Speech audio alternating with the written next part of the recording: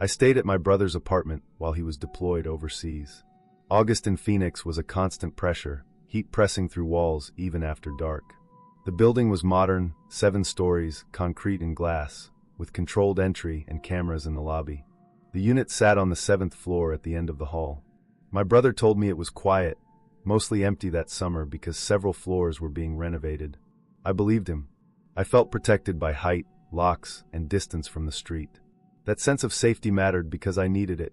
I was alone in a city I did not know well, sleeping in a place that was not mine. During the day the apartment felt normal. Neutral paint, heavy furniture, the smell of detergent and dust. At night the space changed. The AC never stopped. It pushed cold air through vents cut into the ceiling, including one long register in the hallway outside the bedroom. That vent made a low hum, steady and dull, like breath through clenched teeth. I noticed it the first night, but it did not bother me. I needed the noise. Silence would have been worse. On the 4th night I woke close to midnight. The room was dark except for light from the street filtering through the blinds. The AC was running harder than usual. The hum had a rhythm I had not heard before, rising and falling. As I lay there, half awake, I realized there was another sound riding on top of it. It was faint, like a radio between stations. I strained to hear it. Words formed, then faded. I thought it was interference from a neighbor's device, or maybe sound carrying through the ductwork. Buildings did that. I had lived in apartments before. The sound sharpened. It was a whisper, clear enough to carry consonants. It said my name. Not just Daniel, but my full name, the way it appears on mail. Hearing it made my chest tighten. I sat up and listened. The whisper repeated, then stopped. The AC kept humming. I stood and walked into the hallway. The air from the vent was cold on my face. The whisper returned, louder there, as if the metal itself was speaking. It listed numbers, then my name again. I unplugged everything. Phone charger, lamp, router, television. The apartment went dark and quiet except for the AC. The whisper did not stop. It did not sound electronic anymore. It sounded like a person trying not to be heard, breathy and close. I backed away from the vent and stood in the living room, heart racing. I checked the door lock and the deadbolt. Both were set. I did not sleep.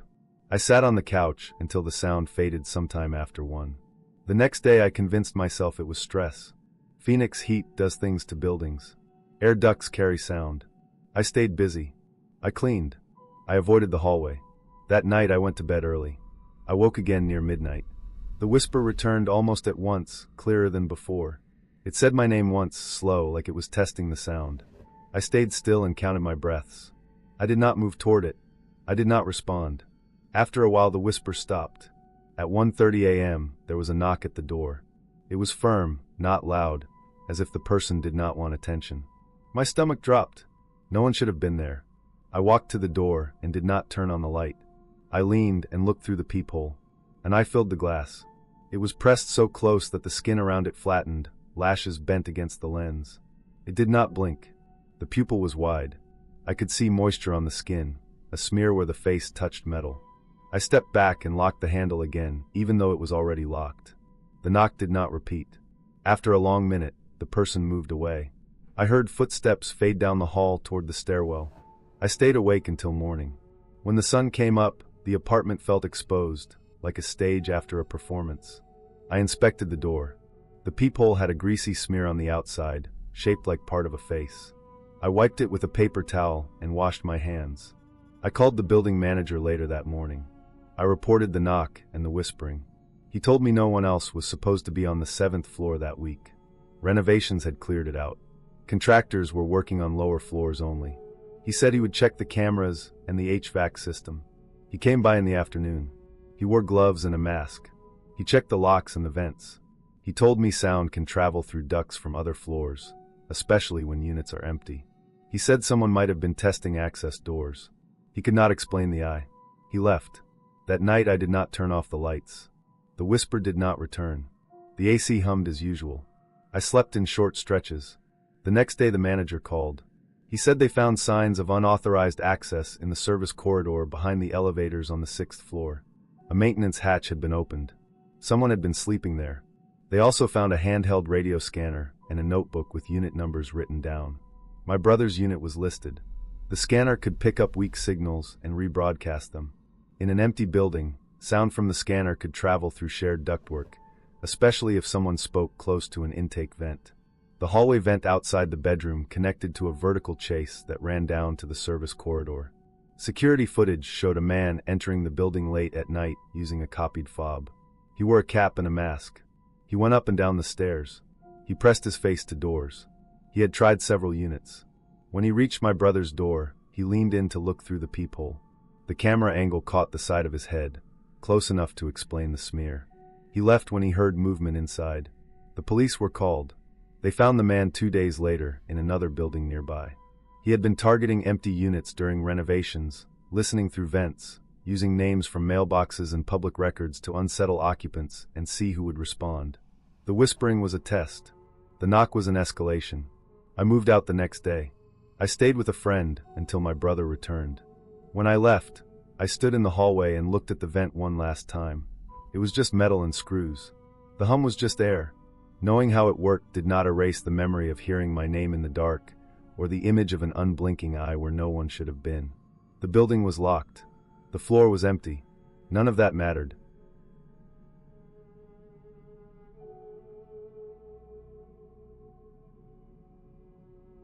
I stayed in my uncle's trailer because it was practical. He had died in late spring, and the place was paid for. I needed to sort paperwork, close accounts, clean enough to list it, and leave. Hotels cost money. Driving back and forth cost time. The trailer sat on a gravel lot at the edge of a small park, far enough from town to be quiet, but close enough to hear trucks at night. I arrived in June with a duffel, a box of files, and the belief that quiet places are easier to manage. My uncle had been a quiet man. I had not seen him often. He did not come to holidays. He sent cards with his name written carefully, and nothing else. The trailer was what I expected in shape and size. Single wide, beige siding dulled by sun.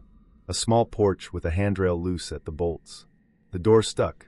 The windows were covered by thin blinds that bowed inward like they had been pushed by heat for years. The yard held nothing but weeds and a rusted grill. The smell hit first. It was sweet and heavy and wrong.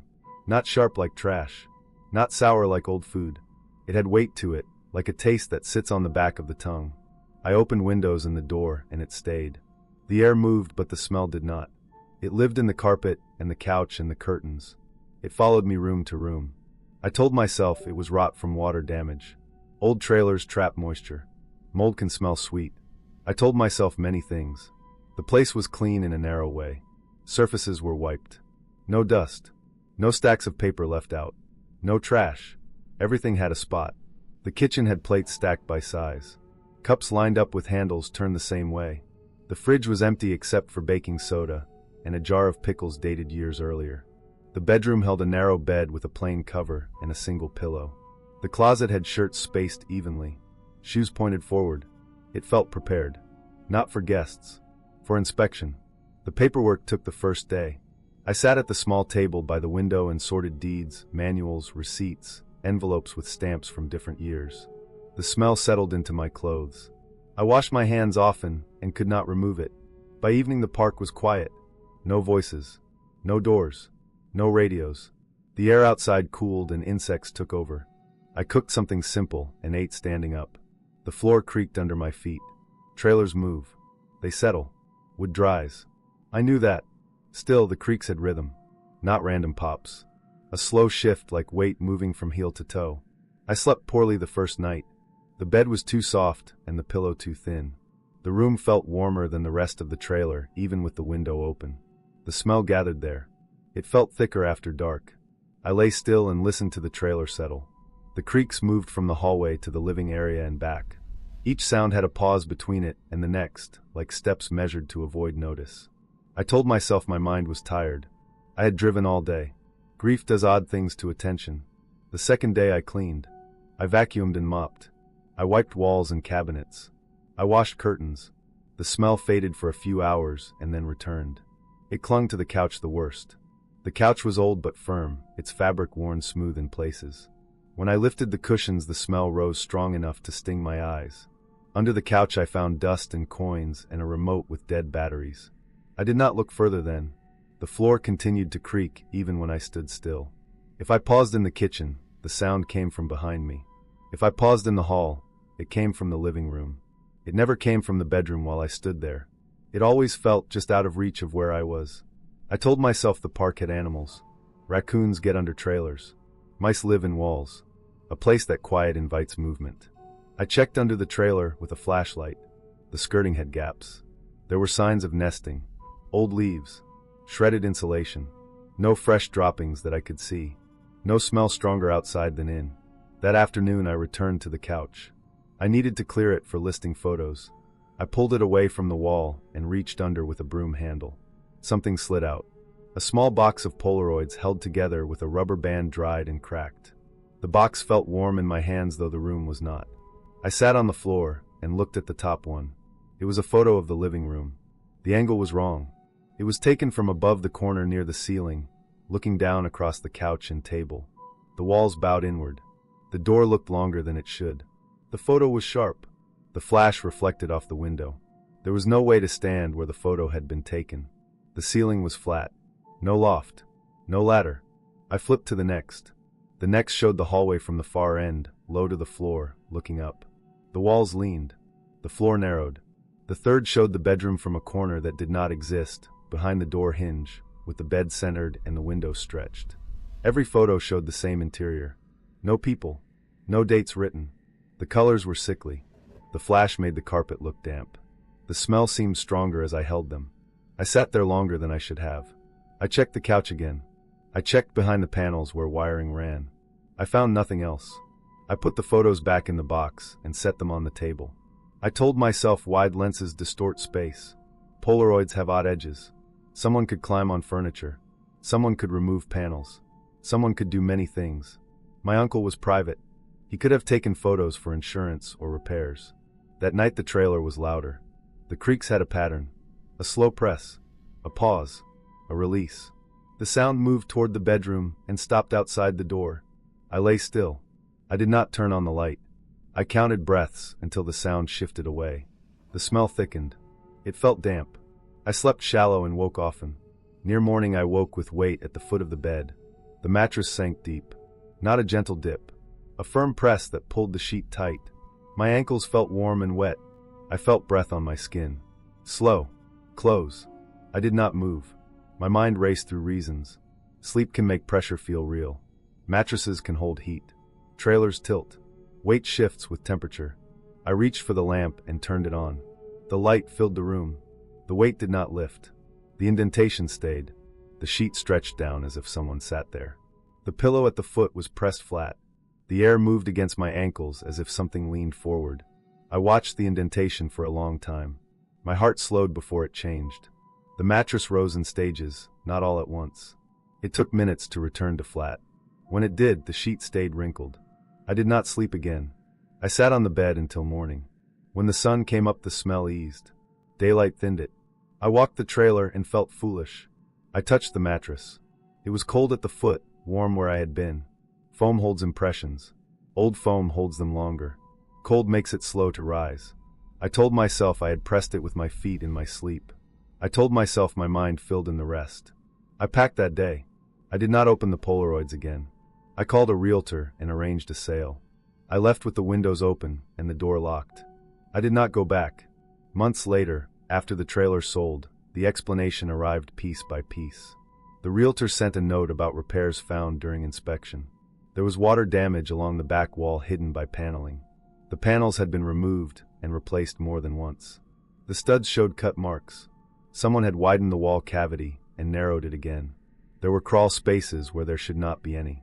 The insulation was missing in sections and replaced with foam poured in layers. Old foam holds heat and smells sweet as it breaks down. The smell fits. The inspector found animal remains in the crawl spaces. Not recent. Old nests. Bones. Trapped animals die and rot and sweeten the air. Moisture makes it worse. The couch had absorbed it over years. The floor creaks matched the damaged joists. Weight in one place caused movement elsewhere. Standing still let the structure settle under its own tension. The photos made sense last.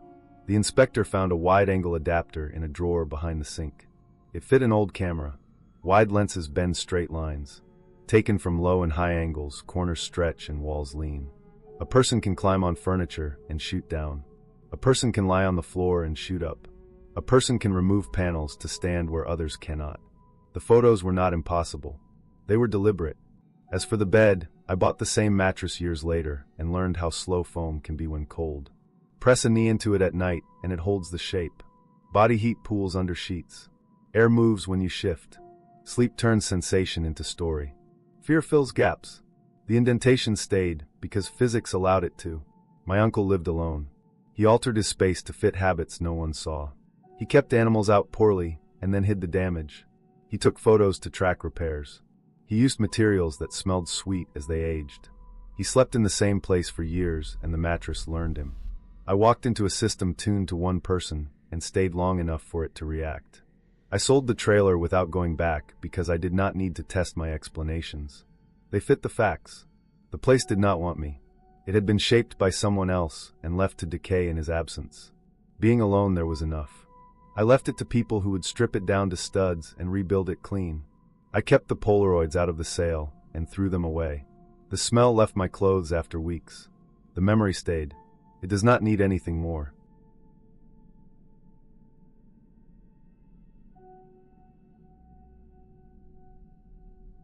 I was 16 in December of 1997, living in the house where I had grown up, a long low place set back from the road in rural Alberta. Fields stretched in every direction, broken by tree lines and fence posts buried by snow. Winter owned everything out there. Sound did not travel far. Light did not travel far either. At night the dark pressed close to the windows, thick and complete. My parents had driven into town that afternoon to visit relatives and pick up supplies before another storm rolled through. The weather had turned fast. By early evening the wind was strong enough to shake the poplars behind the house. Snow fell sideways. The highway closed. Their car never made it back. The phone rang once before the line went dead. The power went out shortly after. I had been left alone before, but never like that. The house felt different without electricity. The fridge hummed to silence. The clock stopped. The only sound was the wind and the steady breathing of the wood stove in the living room. That stove was old cast iron with a warped door that had to be pulled shut just right. It was the center of the house in winter. Heat crept outward from it in slow, uneven waves. The rest of the place stayed cold. I fed the stove more wood and watched the flames through the cloudy glass. The light flickered across the walls and ceiling. Shadows moved with it. I tried to read, but the letters swam. I kept getting up to look out the windows. Nothing moved beyond the yard light, which was dead anyway. Just snow and dark. Around 8 that night, I heard the first sound from above. It was not a crash or a thump. It was a step, heavy and slow. The sound came from the roof over the living room. Then another step. Then another. Each one spaced out. Each one placed. Snow slides off roofs all the time out there. It scrapes and rushes and then drops in a rush. This was not that. This had weight and rhythm. It moved back and forth along the peak, then toward the back of the house. I stood still and listened. My hands were shaking. I told myself it was drifting snow. I told myself the wind was doing something strange. The sound stopped. I waited. The wind pushed against the walls. The stove popped as the wood shifted. Then there was knocking. It came from above me. Not from the door. Not from a window. It came from the ceiling, dull and hollow, like knuckles against wood. 3 slow hits. A pause. 3 more. The attic hatch was in the hallway ceiling, a square panel held in place by friction and old paint. I stared at that spot, even though I was not standing under it. The idea of someone up there made my skin crawl. I backed away until my shoulders hit the wall. The knocking moved. It traveled along the ceiling, following the line of the attic space. It went toward the back bedrooms. It stopped. Then it came again, closer to where I was standing. Not louder, just nearer. I ran. I went down the hall and into my room and shut the door. I turned the lock even though it was cheap and loose. I pushed my desk against the door and leaned my weight into it. My room was cold. The window was rimmed with frost. My breath came out white. The sound came again, not on the ceiling now, but on the wall behind my bed. Slow knocks. The wall shook with each one, dust drifting down from the seam where the panel met the ceiling. I pressed my hands over my ears, but I could still feel it through the floor and the frame of the bed. The knock stopped. I waited. My legs cramped. My mouth went dry. The knocking started again on the wall by the door. It followed me. Wherever I moved, the sound came from that side of the room. When I shifted toward the window, the knocks moved there. When I crawled into the corner, the The sound came from above that corner, from the ceiling slope under the roofline. I stayed like that for hours. I did not sleep. I counted my breaths. I watched the faint glow from the hall fade as the stove burned lower. The house creaked as the temperature dropped. The wind rose and fell. At some point the knocking stopped for good. I did not trust the silence. I stayed where I was until the gray of morning showed through the frost on the window. When the light was strong enough to see, I moved. My body felt stiff and slow. The house was freezing. The stove was cold ash. I listened before opening my door. Nothing. I checked every room with a kitchen knife in my hand. The doors were locked. The windows were intact. The attic hatch sat flat in its frame, dust undisturbed. There was no sign inside that anyone had been there. Outside, the storm had passed. The world was white and bright. Snow lay smooth across the yard, untouched by wind or tracks.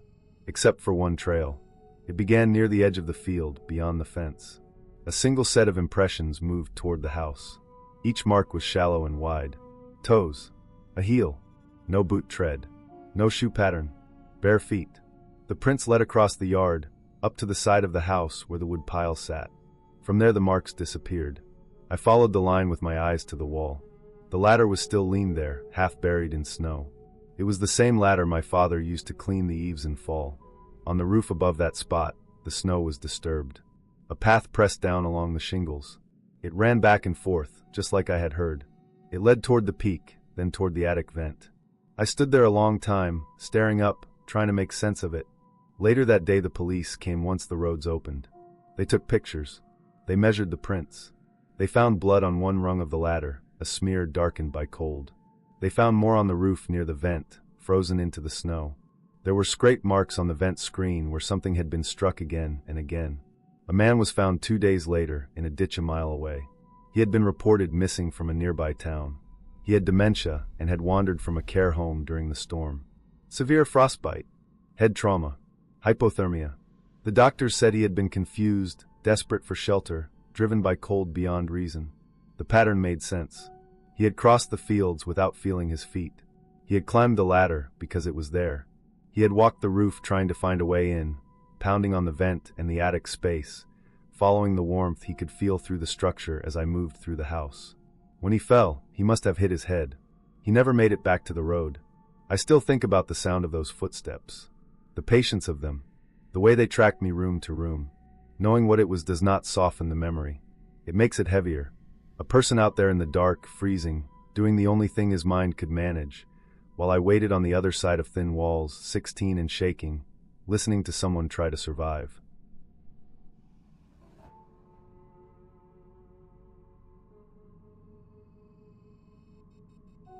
I took the job because it sounded easy and because I needed the money. I was 24 between seasonal work, and the winter had already dragged on longer than I planned. The owner said the cabin only needed someone to keep the heat on and check the pipes. He said animals were the only real concern. He paid in cash and didn't ask many questions. That should have bothered me, but it didn't. I liked being alone. I told myself that was the reason. The cabin sat far from any town. There was a plowed access road that stopped almost a mile away. From there, a narrow trail cut through trees and dropped down toward a frozen lake. The cabin faced the lake, with forest tight on the other 3 sides. It was old but maintained. Thick logs, low-ceiling metal roof. Inside, 1 bedroom, a small bathroom, and a living room with a kitchen along one wall. There was a crawl space beneath it and a shallow attic above. The owner mentioned both in passing. He said squirrels sometimes got into the attic, but had been sealed out years ago. I arrived with 2 weeks of food, a stack of books, spare batteries, and a handgun my father had insisted I take. I didn't want it. I had never fired it. He told me to keep it loaded and nearby. I put it in the nightstand and tried not to think about it. There was no cell service. The radio worked if the weather was clear. I told myself that was fine. The first day passed without issue. I unpacked, lit the stove, and walked the perimeter. The snow was already deep, but the sky stayed clear. I checked the pipes and let the faucets drip. The silence felt clean. At night, the wind moved through the trees and made a low sound that carried across the lake. I slept well. The second day brought clouds. The light went flat and gray. Snow started by afternoon and didn't stop. It was thick and steady. By nightfall, the trail was gone. I wasn't worried. I had supplies. I cooked, read, and listened to the radio until the signal faded. I went to bed early. I woke up to knocking. 3 taps. Not loud, not soft. Firm enough to wake me, spaced evenly like someone counting. It came from the wall beside the bed, near where my head rested. My first thought was wood contracting. Then I realized the heat had been steady all night. The taps came again. Same rhythm. Same place. I lay still and listened. There was no other sound. No movement. Just the quiet and the steady pressure of snow against the roof. I told myself it was an animal. Mice or squirrels sometimes got inside walls. I had heard that before. Still, the height bothered me. The taps were too high off the floor, almost level with my mattress. I turned on the lamp and waited. Nothing else happened. I lay awake for a long time and eventually slept. The next night, the snow kept falling. I checked the depth by the door. It was already halfway up the window. The wind picked up after dark. I cooked and read, then went to bed with the lamp on low. I wanted light. The tapping came again. 3 taps. Same pattern. Same spot. I sat up and watched the wall. The sound came from inside it. Not from outside. Not from the roof. It came again, slightly slower this time. I put my feet on the floor and stood. The tapping stopped. I moved to the living room and sat on the couch. The cabin felt smaller without the bedroom. The walls pressed in. I left the lights on. I did not hear anything for over an hour. I started to calm down. At 2:12 in the morning, I heard the sound above me. It was not tapping this time. It was pressure. Slow, deliberate contact against the ceiling. It moved a short distance, paused, then moved again. It sounded like someone testing the structure, feeling where it gave. It traveled from the bedroom side of the cabin toward the living room, then stopped above me. I stood up. The sound stopped. I stayed there until morning. When the light came through the windows, I went outside. The snow had stopped, but the sky stayed low. I walked around the cabin, sinking deep with each step. On the roof, long scratches ran from one end to the other. They were straight and parallel, as if dragged by something rigid. Too wide for animal claws. Too long to be random. They crossed the metal in clean lines. I stood there and stared until my face went numb. I checked the ladder leaned against the side of the cabin. It had been moved. Not far, but enough that I noticed. I told myself it could have shifted under snow. I did not believe it. Inside, I searched the attic hatch. It was closed. The latch was intact. I pulled it open anyway and shined a flashlight inside. The insulation looked undisturbed. No footprints. No droppings. Nothing. I checked the crawl space next. The hatch was outside near the back. It took effort to dig it out. When I opened it, cold air poured out. The space beneath was tight and dark. I saw no tracks, but the snow drifted enough that signs would have been buried. I spent the day keeping busy. I cleaned, organized, and checked the pipes again. I did not read. I did not sit still. Every sound felt louder. The cabin creaked under the weight of snow. The trees snapped in the cold. I told myself that isolation played tricks on people. I had heard that too. That night, I slept in the living room with the lights off but the lamp within reach. The handgun sat on the table. I did not want to touch it. The knocking did not come from the wall this time. It came from the floor. 3 taps, directly beneath the couch. Slow, even, then silence. I held my breath and waited. It came again, farther away, as if moving under the cabin. The sound traveled toward the bedroom and stopped. I did not sleep. The next day, the weather worsened. Snow returned with wind strong enough to rock the cabin. I could not see the trail. I could barely see the lake. The world ended a few feet beyond the windows. I checked the radio. Nothing. I started to think about the owner. He had been calm when he hired me. Too calm. He had shown me the cabin quickly and left before dark. He said he trusted me. That stuck with me now. Trust requires knowledge. He knew the cabin. He knew the land. That night, I stayed awake in bed. I did not turn the lamp on. I wanted to hear everything. Around midnight, the tapping came again. 3 taps. Same rhythm. Same height. I did not move. Then it came from another wall. Then another. It traveled around the room, slow and steady, like someone mapping the space. When it reached the wall near the door, it stopped. I heard pressure on the doorframe, light but deliberate. The handle did not move.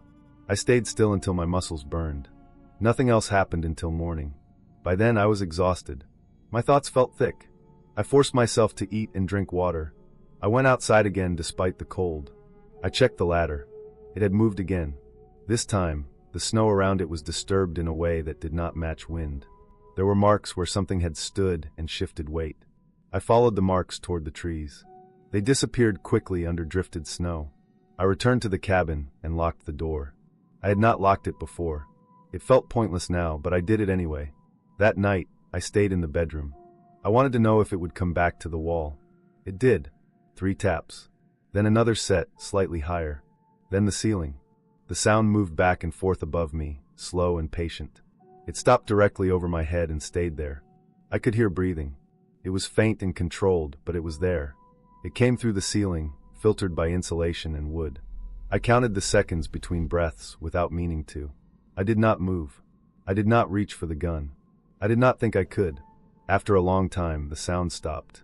I lay there until light crept into the room. The owner arrived that afternoon. I saw him through the window first, walking down the trail with steady steps. He did not look surprised by the snow. He knocked once on the door. I opened it. He looked me over and smiled slightly. He said the storm had ended sooner than expected, and he wanted to check on things. He stepped inside without waiting. He glanced around the cabin, then looked at me again. He asked why I had been pacing all night. He said he had watched me from the trail.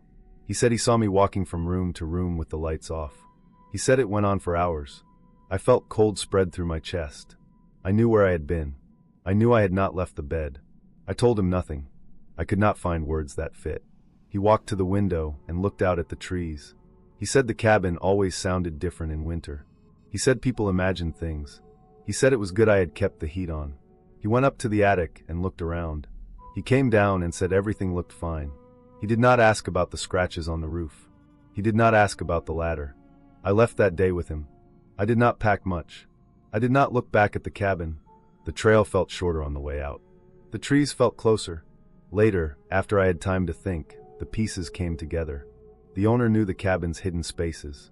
He knew how sound carried through the walls and floor. He knew how the crawl space connected to a shallow shaft that ran up behind the walls. It had been built that way to run pipes and wires decades earlier.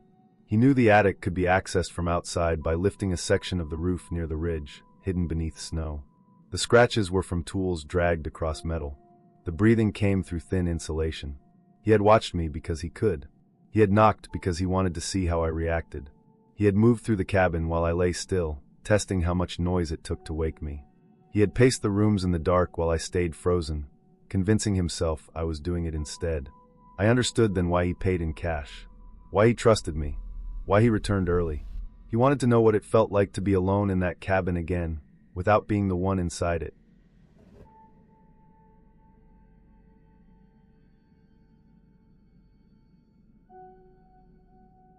I agreed to house sit because it sounded simple. Feed the plants, bring in the mail, keep the place looking lived in. The house sat on a quiet street in suburban New Jersey, the kind with trimmed lawns and cars parked nose in driveways. It was early March. Cold still lingered at night, but the days felt soft and gray. The house itself was a 2-story colonial with a finished basement, white siding, and motion lights mounted under the eaves at the front and back. My friends showed me how everything worked before they left. I remember the lights because they were proud of them. They said they scared off raccoons. I believed them. The first evening passed without trouble. I made dinner, watched television, and went upstairs around midnight. The house had that empty sound that only shows up when someone else owns it. The hum of appliances felt louder. Every step echoed longer than expected. I locked the doors and checked them twice because the street felt too quiet. Not unsafe. Just still. Around 1 a.m, the front motion light came on. I noticed it through the living room window. I stood up and looked out. The driveway was empty. No passing car. No person on the sidewalk. The light stayed on for about a minute, then shut off. I sat back down. 10 minutes later, the back light turned on. I went to the kitchen window and looked out into the yard. The fence line was clear. No wind. No branches moving. The grass lay flat and dark. The light shut off again. This kept happening. Front. Back. Side. Always one at a time. I checked the weather app to see if wind gusts could explain it.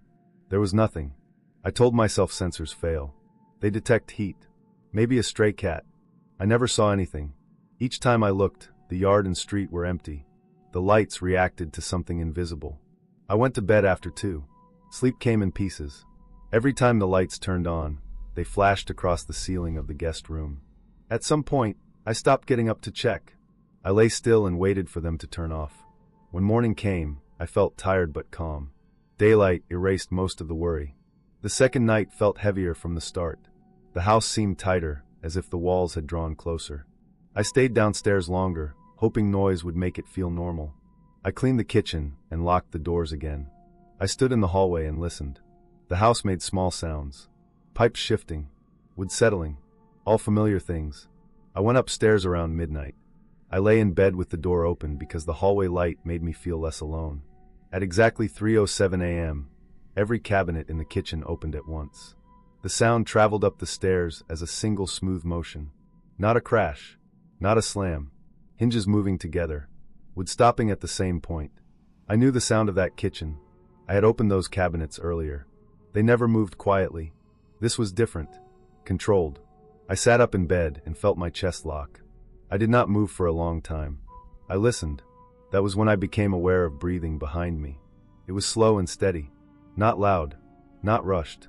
It did not match my own. I could feel it more than hear it, like warm air moving near my neck. My body refused to turn. My eyes stayed on the dark hallway. The breathing stayed close for several seconds, then faded. I did not hear footsteps. I did not hear movement. It simply stopped. I waited until the sun came up. I did not sleep again. When light filled the hallway, I forced myself to stand. I walked to the kitchen with stiff legs. Every cabinet stood open, upper and lower. Pantry, drawers, nothing disturbed inside. Plates stacked, food untouched. I checked the doors and windows. All locked. No signs of entry. When I closed the cabinets, I noticed marks on the inside of the doors. Fingerprints pressed into the wood, visible where dust had gathered. They were long. The impressions showed too many joints, as if the fingers bent more than they should. The spacing felt wrong. I washed my hands and tried to match them. They did not align. I cleaned the marks and stayed busy all day. I did not tell myself stories. I focused on tasks. That evening, before dark, I searched the house. I checked closets, the basement, and the attic access. Everything looked normal. The pantry wall felt solid. No loose panels. No smell. I told myself the breathing had been stress. Sleep can do strange things. Night came again. I did not stay inside. I gathered my keys, a blanket, and my phone. I locked the house and sat in my car in the driveway. The motion lights stayed off while I watched.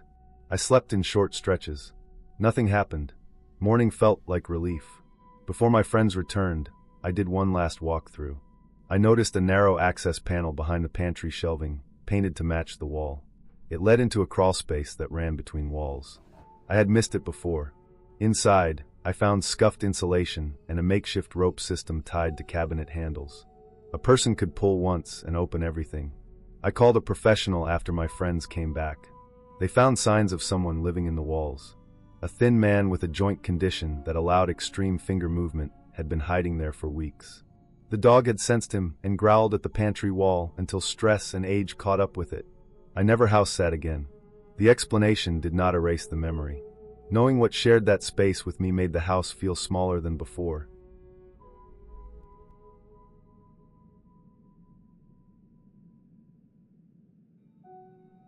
I was alone in the house because that was the point.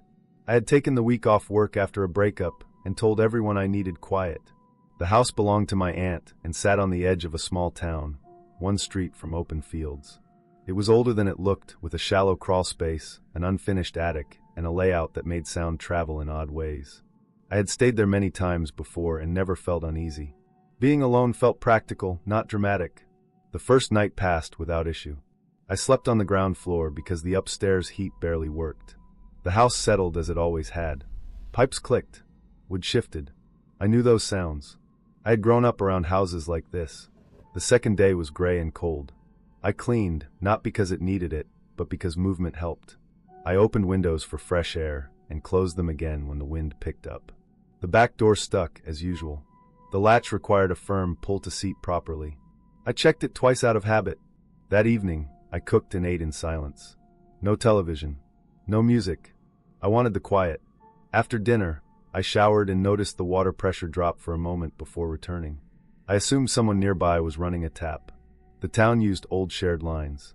Later, while lying on the couch, I felt a vibration through the floor. It was brief and dull, like a heavy shift of weight somewhere below. The crawlspace ran under most of the house. Animals had gotten under there before. Raccoons. Once a stray dog. The sound did not repeat. I told myself that was enough. Before bed, I walked the house. Doors locked. Windows closed. Lights off.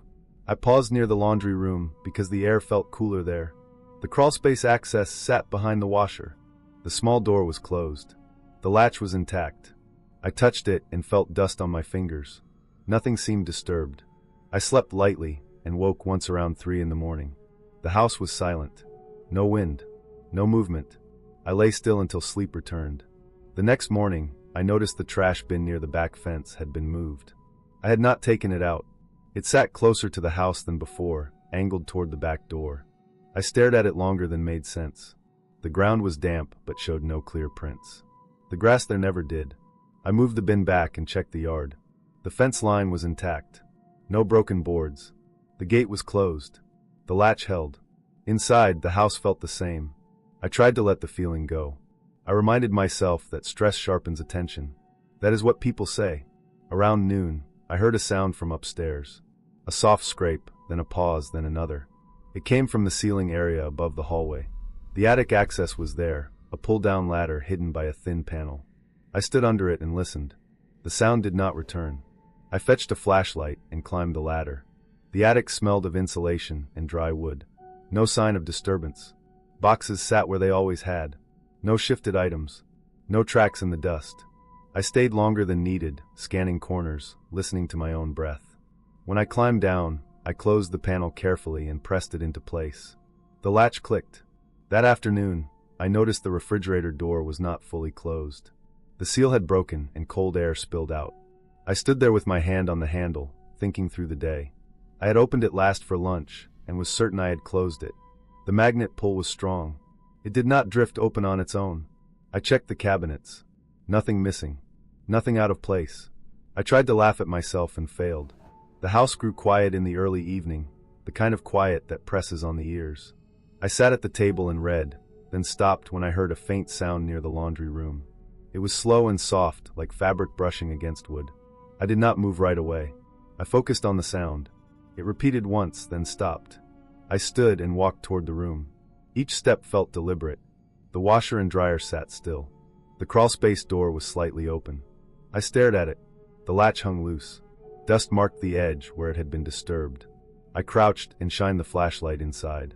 The beam caught earth, insulation, and the low concrete supports. No movement. No sound. I closed the door and latched it, harder than needed. My hands shook. I checked my phone. No signal inside the house, as always. I considered leaving. Driving into town. The thought of explaining why stopped me. I told myself I needed proof of anything before reacting. That night, I did not sleep. I lay on the couch with the lights off, listening. Around 2, I heard a sound I could not explain away. A careful inhale, then an exhale coming from below the floor. It was not loud. It was not rushed. It was controlled. I stayed still. The sound repeated, then moved, slow and deliberate. The floorboard near the laundry room creaked. At dawn, I stood and gathered what I needed. Shoes. Keys. Jacket. I did not look toward the laundry room again. I left the house and locked the door behind me. I drove to the local police station and reported a possible trespasser. They followed me back. 2 officers walked the house while I waited outside. They found the crawlspace door open. Inside, they found bedding made from old rags and insulation. Empty food wrappers. A flashlight. A small radio. They followed disturbed soil to a gap in the back fence where the ground had been worn down. It led toward the fields. The officers explained that someone had likely been living under the house for weeks, entering when they thought no one was home. They said the refrigerator door and the trash bin fit the pattern. They said I was lucky to have noticed. I did not go back inside after that. My aunt sold the house months later. When I think about that week, what stays with me is not fear but the memory of how quiet the house felt, and how easily that quiet hid another presence.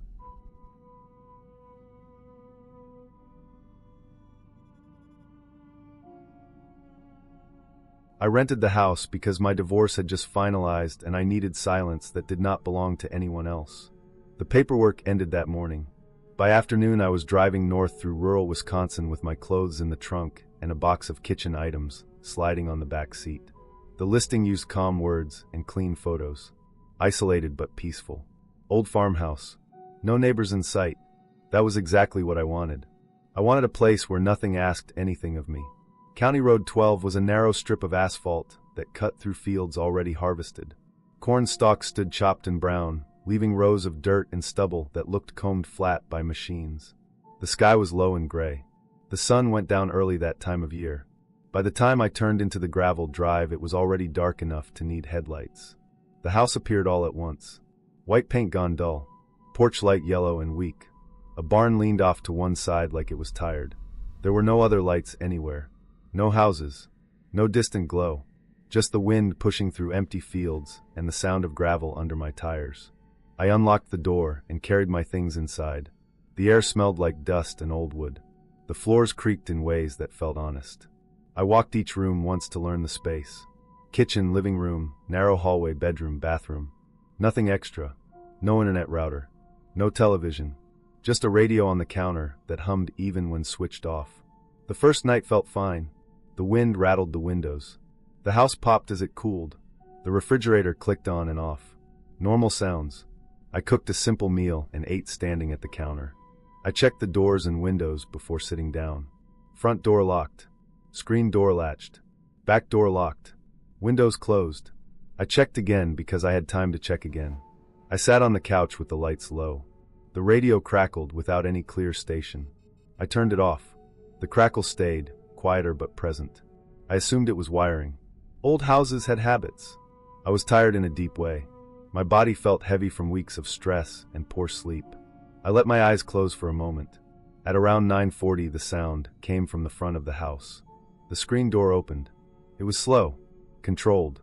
The hinge made a soft pull sound that I had not heard earlier. It was not wind. The wind had slammed it when I arrived. This was careful. I sat upright and watched the hallway. My heart started moving fast, but my body stayed still. I had locked the door. I was sure of it. I remembered turning the key. I remembered pulling on the handle to check. I remembered doing it twice because I did not trust my memory yet. No footsteps followed. No shuffle.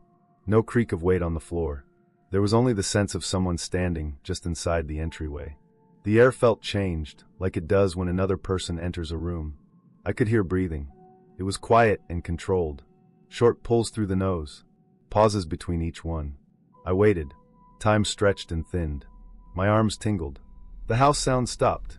Even the radio crackle seemed to hold back. I counted in my head to keep from panicking. I focused on the hallway wall and the shape of the doorway at the end. I waited for something to move. Nothing did. After several minutes, I forced my voice out. I shouted toward the front of the house. The sound felt wrong in the space. It did not echo.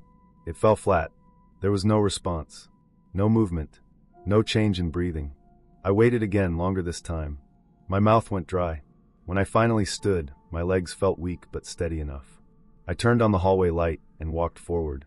The entryway was empty. The screen door was closed. The front door was locked. The deadbolt sat where I had left it. I tested it. It held. I stood there listening. There was no breathing now. Only the wind outside. I checked the rest of the house. Every room. Every corner. The bathroom window was still latched. The back door was locked. Nothing looked disturbed. I stood at the sink and stared at my reflection in the dark window above it. I told myself it had been the house settling, or my mind adjusting to being alone. Stress did strange things. I did not sit back down. I kept the lights on and stayed near the kitchen. The radio crackled again. I unplugged it. The sound stopped. Midnight came and went. I did not sleep. Sometime after 1 in the morning, I noticed the floor by the sink. There were marks in the dust. At first I thought they were from my boots. Then I saw the shape. Bare feet. Mud pressed into the grain of the wood. The prints were fresh enough to still look wet at the edges. They led from the back door to the sink and stopped there. They were larger than mine. Longer. Wider. The toes spread in a way mine did not. I stood very still and traced the path with my eyes. The back door was still locked. The chain hung where I left it. There were no prints leading away. Just the set by the sink, like someone had stood there for a while. My stomach dropped. This was not stress. This was not the house. Someone had been inside. Someone had washed their hands or stood at the sink. Someone had left without leaving a trail back. I checked the door locks again. All secure. I checked the windows again. Still closed. I checked the floors again. No other prints. No signs of forced entry. The mud smelled like the fields outside. I sat at the table until the sky began to lighten. I did not turn my back to any doorway. I held my keys in my hand the whole time. When dawn came, it felt thin and cold but real. I walked outside and looked around. The fields were empty. The ground near the back of the house showed disturbed dirt near the foundation. A window well was pushed down slightly. The screen on the small basement window had been lifted and set back into place. It was done carefully. I packed my things without slowing down. I did not clean. I did not make the bed. I locked the door behind me and left the key on the counter as instructed. I drove straight to a motel on the edge of a town and slept with the lights on. Later that day, I looked up public records from the motel lobby computer. The house had changed owners several times. The previous tenant had broken the lease early. A police report from 2 years before mentioned a transient found sleeping in the basement during winter months. The report said no charges filed. The man had been warned and released. The explanation settled into place. Someone knew the house. Someone knew how to enter without leaving signs. Someone had returned and found it occupied and waited to see if I would sleep. I never contacted the owner again. I did not ask for my deposit back. I did not want to hear explanations. I wanted distance. Silence somewhere else. The kind that stays silent.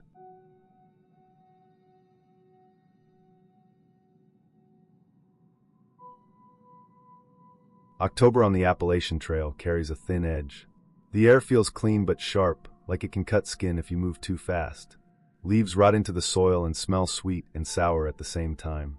That day had started calm. Low clouds drifted through the trees without urgency.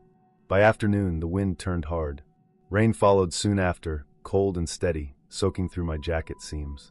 I had planned to push farther, but the trail darkened early. The sky closed in. I knew the shelter was less than a mile ahead. I took it. The shelter sat in a small dip off the trail, half hidden by hardwoods and rhododendron.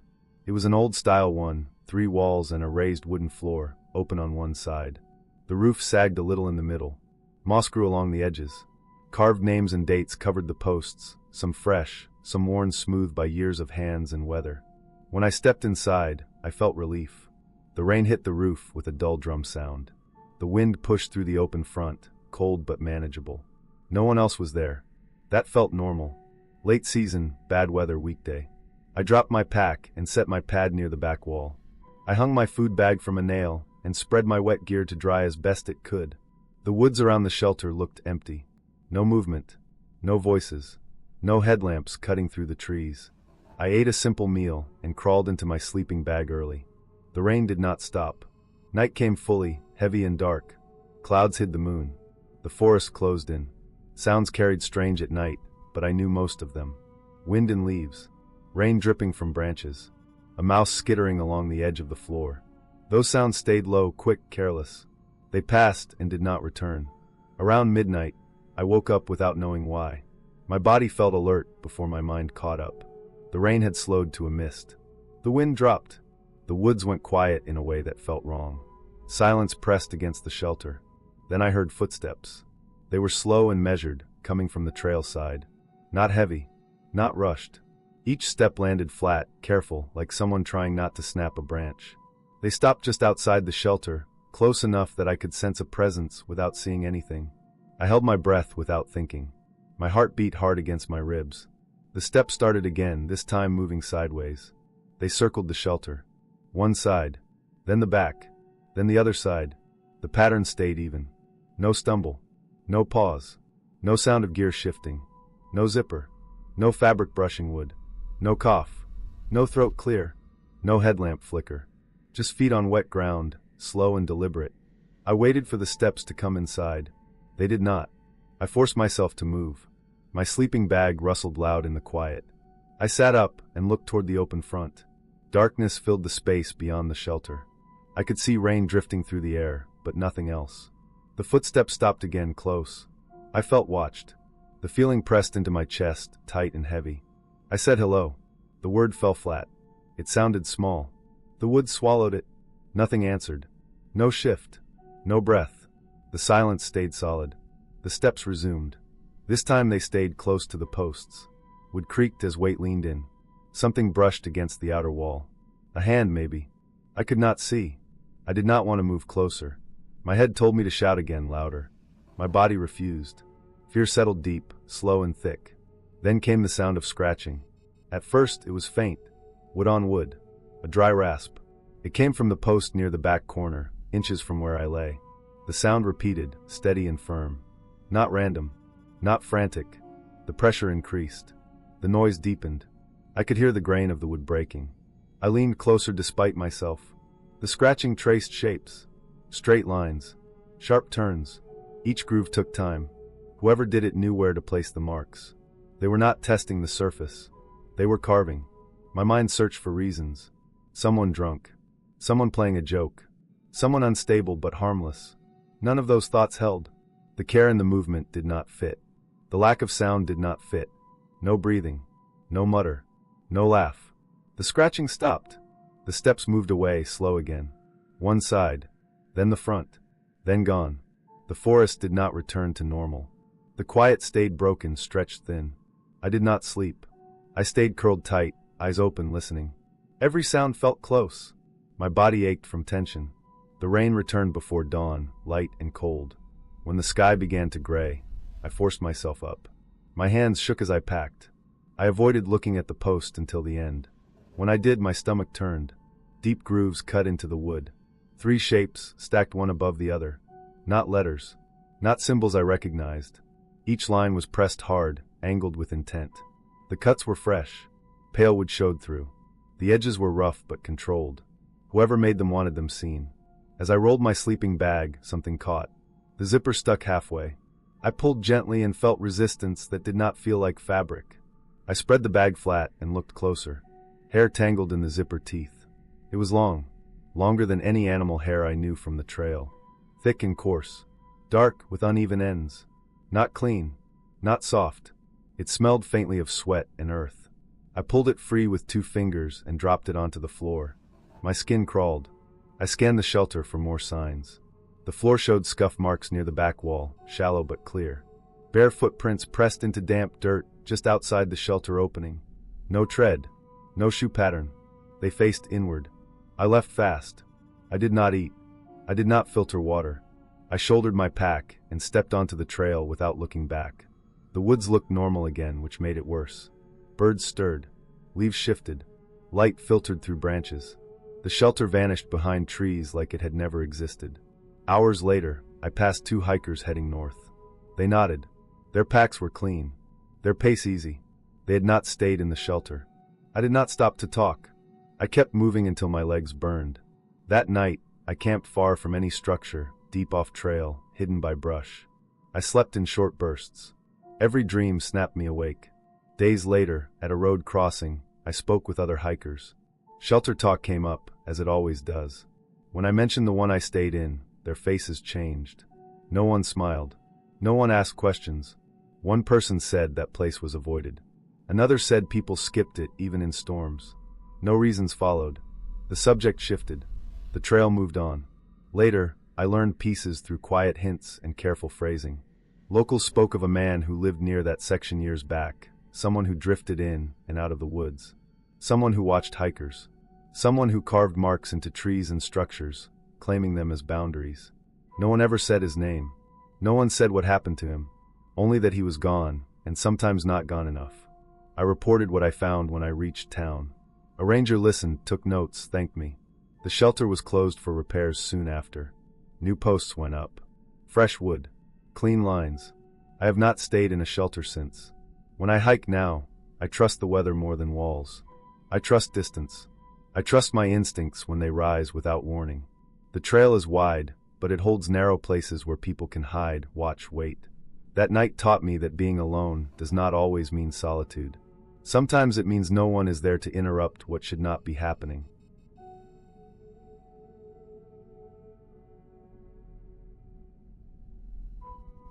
I live alone in a small house at the edge of a quiet town. The street ends a few houses past mine and turns into a gravel service road that leads to woods and a drainage basin. At night there is very little traffic. Sound carries far. I chose the place because I wanted silence. The first night I heard the whistling was late October. The air had that dry, cold smell that comes right before winter. I had the windows closed, and the furnace had started cycling on and off. I was sitting on the couch with the lights low, not sleeping yet, just letting the day drain out of me. The sound came through the walls in a thin, clear line, like it had been aimed. It was a simple tune. Not cheerful. Not sad. Just controlled. It rose and fell with even spacing. It stopped for a moment, then started again, almost the same but not exact. It was close enough that I could hear breath between notes. I muted the television and stayed still. The whistling continued. It came from outside, somewhere near the front of the house. The sound shifted slightly, as if the person was walking a few steps and stopping, then walking again. There was no crunch of leaves, no footstep sound, just the tune. I told myself it was someone passing by. The service road sometimes got late walkers. The town had a trailhead near the woods. I waited for the sound to move away. It did not. It stayed in the same narrow range of volume, not fading, not growing louder. After several minutes it stopped. I sat there longer than I needed to. When nothing else happened, I turned the television back on and went to bed. I checked the locks twice. I left the porch light off. I slept badly. The next night it happened again. Earlier this time, I had just finished washing dishes. The sink was still warm under my hands. The sound slipped in through the walls like it already belonged there. Same tune. Same pace. I moved to the window beside the front door and stood in the dark. The curtains were thin. I could see the pale shape of my yard. The porch light was off, but the moon was enough to show the fence line and the old maple near the sidewalk. I did not see anyone. The whistling continued. The sound was closer than I wanted to admit. It was coming from just beyond the edge of the yard, near the maple. The pitch changed slightly, as if the person adjusted their mouth. It felt deliberate. It felt steady. I did not open the door. I did not turn on the light. I stood there until my legs started to ache. When the whistling stopped, it stopped cleanly, without a trailing note, like someone deciding to be done. I slept with the bedroom light on. Over the next week it became routine. Not every night, but often enough that I started expecting it. The timing varied. Sometimes just after dark. Sometimes close to midnight. The tune never changed much, but it was never exact. Always controlled. Always close. I started paying attention to small things. Tire tracks on the gravel shoulder. The way the gate latch sat in the morning. The condition of the leaves near the sidewalk. I noticed that the leaves under the maple were disturbed more often than elsewhere, scuffed and pressed flat. I bought motion lights and installed them myself. I aimed one toward the front yard and one toward the side of the house. The next night the whistling came from farther back, near the edge of the light's reach. When the light snapped on, the sound stopped at once. I waited by the window for movement. There was none. The following night the whistling came from the side of the house, beyond the fence, just out of view of the camera I had added after the lights. The tune was softer there, filtered by the boards, but it was still precise. The person was close enough that the sound felt personal. My sleep fell apart. I started leaving lamps on in every room. I checked the doors until the routine felt pointless. I kept my phone charged and close. During the day I walked the perimeter of the yard and looked for anything out of place. I found nothing obvious. No footprints I could trust. No marks on the siding. One morning I noticed a small dent in the trash bin near the fence, like it had been leaned on. It could have been from the wind. It could have been nothing. I took photos anyway. The pattern changed in early November. The whistling started later and lasted longer. The tune stretched out, with pauses that felt intentional. It would stop when I moved toward a window, then start again when I stepped away. The sound tracked my movement through the house, not by volume, but by timing. That was when I accepted that it was not random. I stopped using the front door after dark. I parked closer to the garage. I varied my routines. None of it mattered. The whistling continued. One night it came from directly below my bedroom window. The sound was so close that I could hear moisture in the breath. The tune was slower. The pauses longer. The person stayed there for several minutes. I stood on the bed and looked out through the top corner of the window, careful not to move the curtain too much. The yard light showed the grass clearly. The space under the window was empty. I stayed frozen until the sound stopped. The next day I called the non-emergency number and reported what had been happening. I gave dates, times, and recordings I had started making on my phone. An officer drove by that night. The whistling did not happen. It returned 2 nights later. This time there was a new detail. When the tune stopped, there was a faint tapping sound against the fence, slow and spaced out. Not a knock. Just contact. Wood against something hard. The next morning I walked the fence line again. Near the side gate, I found a thin piece of metal wedged into the latch. It was bent and scratched, like it had been used to test the lock. I recognized it as part of a construction marker. The road crew had been working near the service road the previous month. I brought it inside and sealed it in a bag. The whistling stopped after that night. A week passed. Then 2. I started sleeping again. I left some lights off. I tried to let the tension drain away. 3 weeks later, a detective contacted me. A man had been arrested for prowling and attempted entry in the area. He worked seasonal construction. He had been living out of his truck near the service road after losing his apartment. When they searched the truck, they found photos of houses taken at night, including mine. They also found recordings on his phone of himself whistling near different properties. He used it to test occupancy and reaction time. If lights turned on fast, he moved on. If they stayed off, he waited. The metal piece I found matched items in his truck. The timing lined up with other reports. After that, the night stayed quiet. The service road was cleared. The woods felt empty again. I replaced the fence latch and installed a heavier lock. I kept the lights, but I stopped needing them on all night. Sometimes when the wind moves through the maple, it makes a thin sound that reminds me of breath. When that happens, my body tightens before my mind catches up. Then it passes. The silence returned, but it feels earned now. I understand what it cost to get it back.